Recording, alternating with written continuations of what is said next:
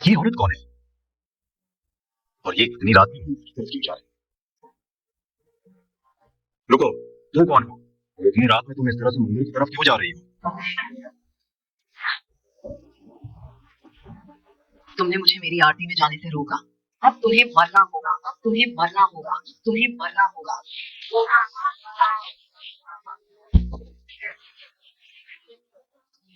देवपुर, एक छोटा सा गांव जो अपनी हरियाली और शांत वातावरण के लिए जाना जाता था।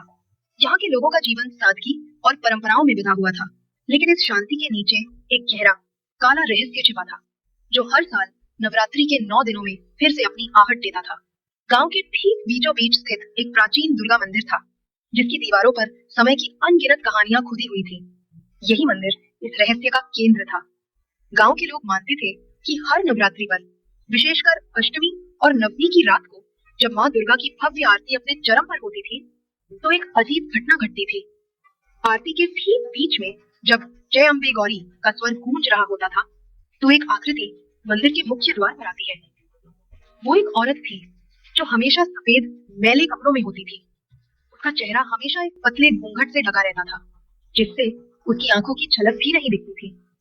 उसके हाथों में एक बुझा हुआ मिट्टी का दिया होता था। वो बिना कोई आवाज किए धीरे धीरे आगे बढ़ती आरती की तरफ, लेकिन कभी उसमें शामिल नहीं होती। बस एक पल के लिए रुकती, उस जलती हुई आरती को देखती, फिर अपने बुझे हुए दिए को, और फिर रहस्यमय तरीके से गायब हो जाती। गांव के बुजुर्गों ने बताया था कि वो आत्मा उसी गांव की थी जिसका नाम रुक्मिणी था। रुक्मिणी एक बहुत ही नेक और धर्मपरायण महिला थी, जिसकी भक्ति की मिसाल दी जाती थी।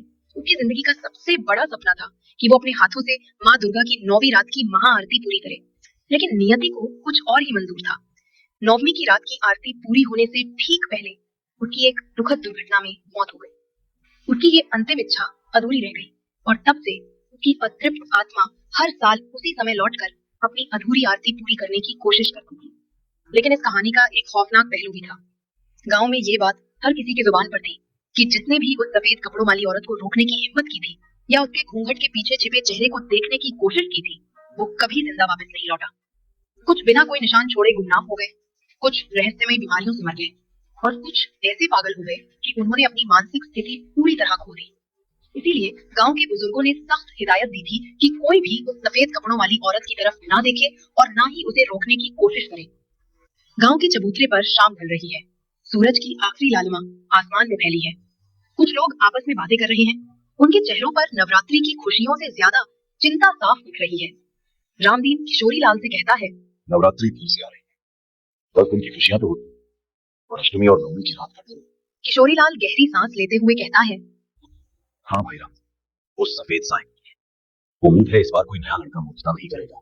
ठीक ही रहेगा अगर कोई उस औरत के पीछे न पड़े। मैंने अपने कानों से सुना है, मेरे दादाजी ने बताया था, जिसने भी उस पर आंख उठाई उसकी आंखें पर कभी खुल जाती। तभी शहर से लौटा गांव का नौजवान कबीर, जो अपने दोस्त रवि के साथ मंदिर की तरफ से आ रहा है, हंसते हुए उनकी बातें सुनता है। कबीर ने नए जमाने के कपड़े पहने हैं और उसके हाथ में एक स्मार्टफोन है। कबीर हंसते हुए कहा, अरे बाबा, आप लोग भी क्या पुरानी बातें लेकर बैठे रहते हो?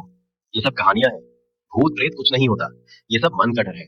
किशोरी लाल गंभीरता से कबीर की तरफ देखते हुए कहता है, बेटे कबीर, शहर की पढ़ाई ने तुम्हारी आंखें तो खोल दी और दिल के दरवाजे बंद। कुछ कहानियां सिर्फ कहानियां नहीं होती, ये सच्चाई होती है। अपनी आंखों से सब देखोगे तब यकीन होगा। तुम अभी छोटे हो, तुम्हें नहीं पता इस डर का। कबीर मुस्कुराते हुए कहता है, डर? मुझे किसी भूत से डर नहीं लगता बाबा। ज्ञान हर चीज का जवाब दे सकता है। मैं एक बार सच जानना चाहता हूँ। कबीर गांव का एक पढ़ा लिखा नौजवान था, जो शहर से इंजीनियरिंग करके लौटा था। वो वैज्ञानिक सोच रखता था और ऐसी अंधविश्वासी कहानियों पर विश्वास नहीं करता था। गांव वालों की बातों को सुनकर उसे हंसी आती थी। कबीर अपने दोस्त रवि से कहता है, यार रवि, ये सब क्या बातें करते रहते हो? सफेद कपड़ों वाली औरत, अधूरी आरती, ये सब मनगढ़ंत कहानियां हैं, ताकि कोई रात को मंदिर की तरफ ना जाए। रवि डरते हुए कहता है, तुम नहीं जानते, मैंने खुद अपने दादाजी से सुना है कि उनके सामने एक आदमी ने हिम्मत की थी उसे देखने की। अगली सुबह उसकी लाश नदी में मिली थी और उसकी आंखें गायब थी। डरने की जरूरत नहीं है, मैं इस बार सच जान के रहूंगा। कबीर ने फैसला किया कि वह इस रहस्य को सुलझाएगा और नवरात्रि की अष्टमी की रात का इंतजार करने लगा। अष्टमी की रात मंदिर में भीड़ थी। आरती शुरू हुई। गांव वाले भक्ति में लीन थे। कबीर एक कोने में खड़ा था, अपनी निगाहें मंदिर के मुख्य द्वार पर जमाए हुए। तभी ठीक आरती के बीच में जब जय अम्बे गौरी का स्वर गूंज रहा था। मंदिर के मुख्य द्वार से एक आकृति अंदर आई। सफेद कपड़ों में एक औरत, जिसका चेहरा घूंघट से ढका था और उसके हाथ में एक बुझा हुआ मिट्टी का दिया था। भीड़ में हल्की सी खामोशी छाई, लेकिन किसी ने उसकी तरफ देखने की हिम्मत नहीं की। औरत धीरे धीरे आगे बढ़ी। उसकी चाल में एक अजीब सी उदासी थी। कबीर का दिल तेजी से धड़क रहा था। उसने अपने फोन का कैमरा ऑन किया। जैसे ही औरत आरती के बिल्कुल पास पहुंची, वो एक पल के लिए रुकी, बुझे हुए दिए को देखा और फिर धीरे धीरे मुड़ी और बाहर चली गई। कोई आवाज नहीं, कोई पदचाप नहीं, वो बस गायब हो गई। कबीर ने कैमरे में रिकॉर्डिंग देखी, लेकिन उसमें सिर्फ धुंधली परछाई थी, चेहरा साफ नहीं आया था। ये तो बस एक औरत है, शायद गांव का कोई नाटक कर रहा है। क्यों? और वो इतनी आसानी से गायब कैसे हो गई? कबीर की जिज्ञासा अब एक जुनूनी लगन में बदल चुकी थी। उसने फैसला किया कि वह नवमी की रात को उस औरत का सामना करेगा और हमेशा के लिए उस रहस्य को खत्म कर देगा। रवि ने उसे बहुत रोका। रवि कबीर का हाथ पकड़कर उसकी आंखों में देखते हुए कहा, मेरी बात मान, ये सब नाटक नहीं है, मैं तुम्हारे लिए डर रहा हूँ। कबीर उसका हाथ छुड़ाते हुए दृढ़ता से कहा, मैं किसी अंधविश्वास में यकीन नहीं करता, मैं सच देखना चाहता हूँ। नवमी की रात मंदिर में अष्टमी से भी ज्यादा भीड़ थी। हवा में धूप और अगरबत्ती की खुशबू थी, लेकिन लोगों के दिलों में डर और अनजाना सा भय भी था। आरती शुरू हुई और जय अम्बे गौरी के स्वर से पूरा वातावरण गूंज उठा। गांव वालों की आंखें डरी हुई थीं, लेकिन उनकी भक्ति भी चरम पर थी। कबीर ने खुद को मंदिर के बिल्कुल पास एक पेड़ के पीछे छुपा लिया। इस बार वह उस औरत को भागने नहीं देगा।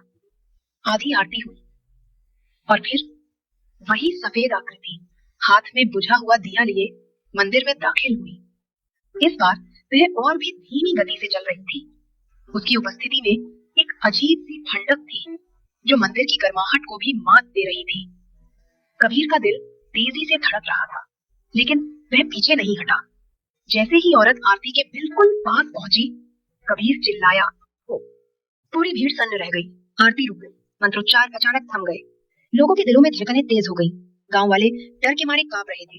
उनकी आंखें खौफ से चौड़ी हो गई थी। सफेद कपड़े वाली औरत ने अपनी गर्दन धीरे धीरे उठाई, जैसे कोई पुरानी मशीन हिल रही हो। उसने अपनी नजर कबीर की तरफ घुमाई। उसके घूंघट के पीछे छिपे चेहरे को देखने के लिए कबीर ने अपनी टॉर्च की तेज रोशनी सीधे उसके चेहरे पर डाली और फिर घूंघट धीरे धीरे हट गया।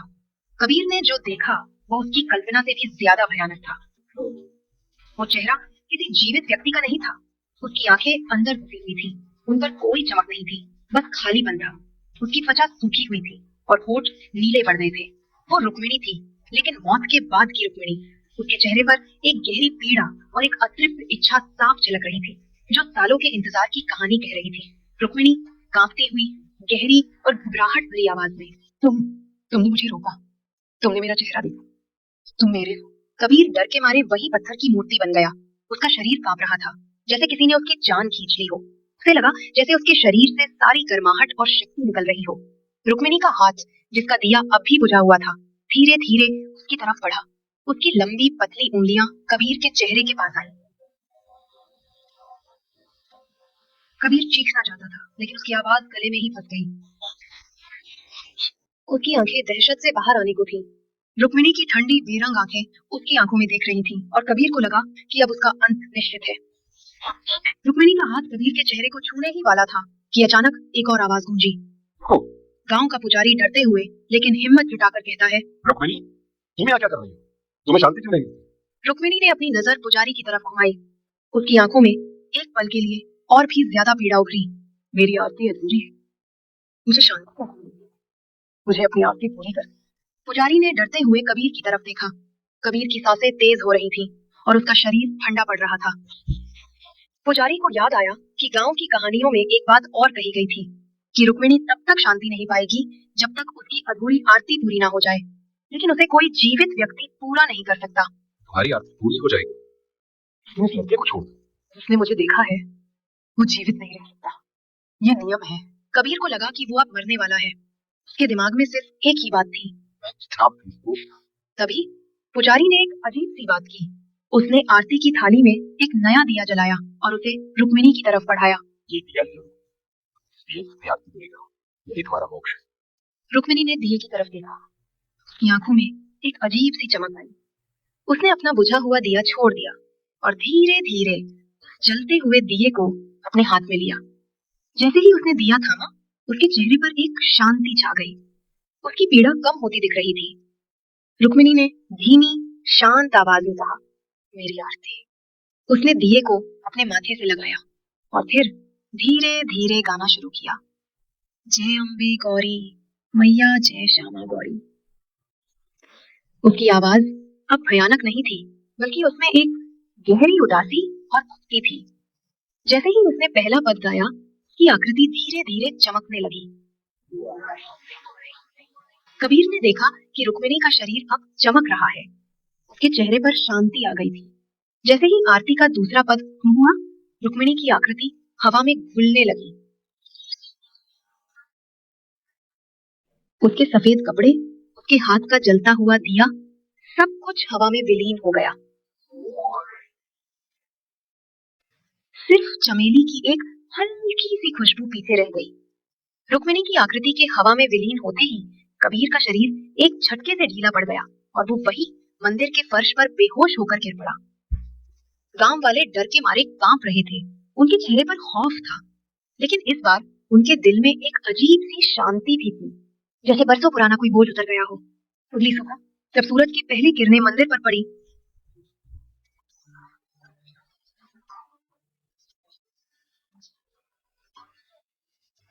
तो कबीर को अपने घर के बिस्तर पर होश आया। रवि और पुजारी उसके पास बैठे थे। उनके चेहरों पर राहत थी। कबीर ने पूछा, मैं यहाँ कैसे आया? क्या क्या हुआ था? रुक्मिणी को शांत। कबीर कहता है, लेकिन मैंने उसे देखा था। उसने उसने मुझे नहीं मारा। पुजारी कहता है, नहीं, उसने तुम्हें नहीं। तुमने उसकी अधूरी आदत को पूरा किया। तुम्हारा इरादा नेक था, भले ही तुम सच्चाई से अनजान। पुजारी ने कबीर को समझाया कि रुक्मिणी की आत्मा अधूरी आरती के कारण भटक रही थी। उसे कोई जीवित व्यक्ति छू नहीं सकता था, लेकिन यदि कोई उसे दिया देता और वो अपनी अधूरी आरती पूरी करती, तो उसे मोक्ष मिल सकता था। कबीर की टॉर्च की रोशनी ने उसे रोका और पुजारी के दिए ने उसे मुक्ति दिलाई। पुजारी ने बताया कि सालों से कई लोगों ने उसे रोकने की कोशिश की, लेकिन उन्होंने उसे सिर्फ अपने डर के कारण देखा था, न कि मोक्ष दिलाने के लिए। कबीर ने उस दिन अपने अनुभव से बहुत कुछ सीखा था। उसने अंधविश्वासों पर सवाल करना बंद कर दिया था, लेकिन ये भी समझ लिया था कि कुछ कहानियों में गहरा सत्य छिपा होता है। देवपुर गांव में उसके बाद कभी किसी ने सफेद कपड़ों वाली औरत को आरती में नहीं देखा। गांव के लोग अब भी नवरात्रि मनाते थे, लेकिन उनके दिलों में डर की बजाय रुक्मिणी की मुक्ति के लिए प्रार्थना होती थी। कबीर ने उस रात की घटना को कभी नहीं भुलाया। वह अब भी वैज्ञानिक सोच रखता था, लेकिन उसने ये भी समझ लिया था कि दुनिया में कुछ ऐसी चीजें हैं जिन्हें विज्ञान समझा नहीं सकता, बल्कि सिर्फ महसूस किया जा सकता है। रुक्मिणी की कहानी ने उसे ये सिखाया था कि प्यार, इच्छा और मुक्ति की शक्तियां कितनी गहरी हो सकती है, और कभी कभी बस एक जलता हुआ दिया ही किसी को उसकी मंजिल तक पहुंचाने के लिए काफी होता है। हर आत्मा बुरी नहीं होती है, कुछ आत्माएं बस अपनी आखिरी इच्छा पूरी करना चाहती है। अगर आप कबीर की जगह होते, तो क्या रुक्मिणी को रोकने की कोशिश करते? आपको कबीर और रुक्मिणी की ये कहानी कैसी लगी?